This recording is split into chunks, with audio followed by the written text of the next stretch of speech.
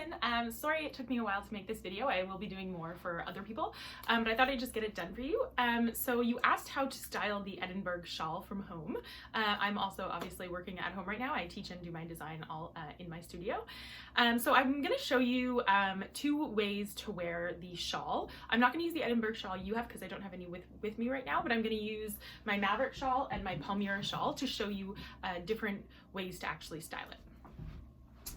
So I'm going to start with the Palmyra navy shawl. So this is the exact same size and shape as the Edinburgh shawl you have, although it is a little bit of a different weight, so it might sit a little bit differently.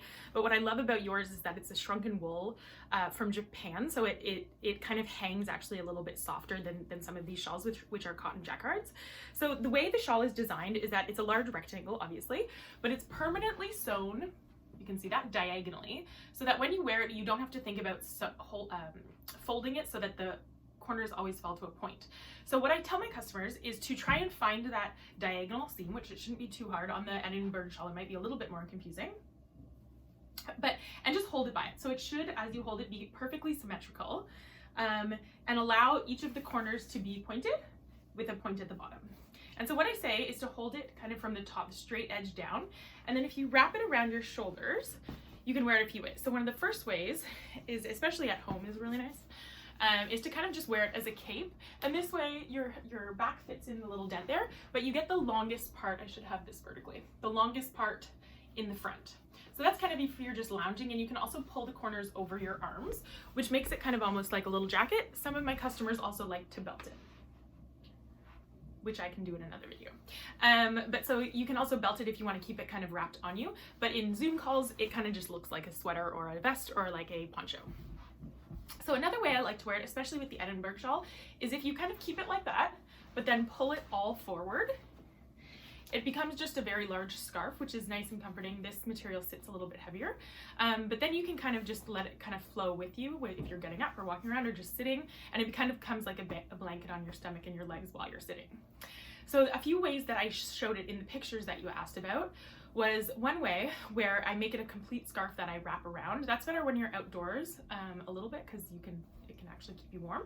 So what I say to do with that one is pull one side longer than the other. So now you'll see that the points are on both ends, but I want one side to wrap a little bit longer, and then I'm gonna wrap it like a normal scarf. But because it has that extra triangle, it's gonna become bulkier in the front and then just not too bulky around the back. And if I tuck it in, I get the nice scarf shape, but I also get a bit of length just to cover, and if I'm wearing a jacket, sit in is in the middle as well. So you still get kind of length, but you get a full wrap, and you can make it as tight as you want if you have a tight jacket. Some people I know like it a little bit higher around their neck. So, and then you can wear it as kind of like a full scarf as well. So you can kind of bunch it up like that. I think it's focusing okay. So that's one of the ways. And then another way that I have in some of the pictures, I just like to make it look really long. So if you have a really long peacoat or a really long kind of drapey coat, sometimes what I do is actually just make one side almost to the floor, depending how tall you are, and then just make the littlest wrap possible, so it's still a scarf. I play with it sometimes a little bit, but just enough so that it sits and you don't have to, it doesn't fall off on you. And then put the rest of the fabric kind of just in the center fold, so that you get coverage around the neck. This again is more with a coat, I guess, outside. And then you get it's almost to my shins here. But then I can just wear it in the front. So it kind of looks, you get to see a bit more of your clothing and your shirt, but then you can actually also wear it outside, and it keeps you warm. So that's the second way.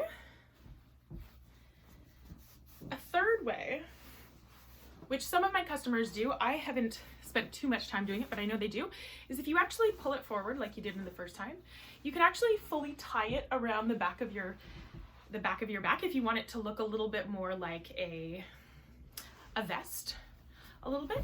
So you can try that as well with yours. Yours is quite long, so it should be okay. And I just kind of have to tie a really loose knot around the back.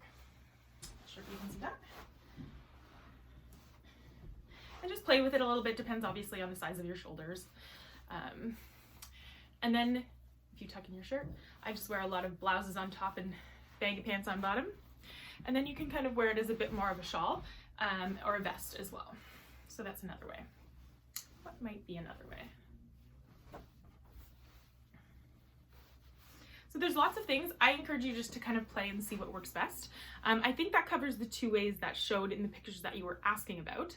What would be another way?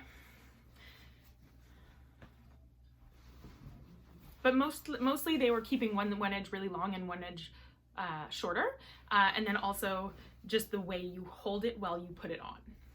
So I typically often just kind of wear it a little bit one side longer than the other, but mostly wrapped in front, so it gives me full coverage, but it's not restricting my arms in any way.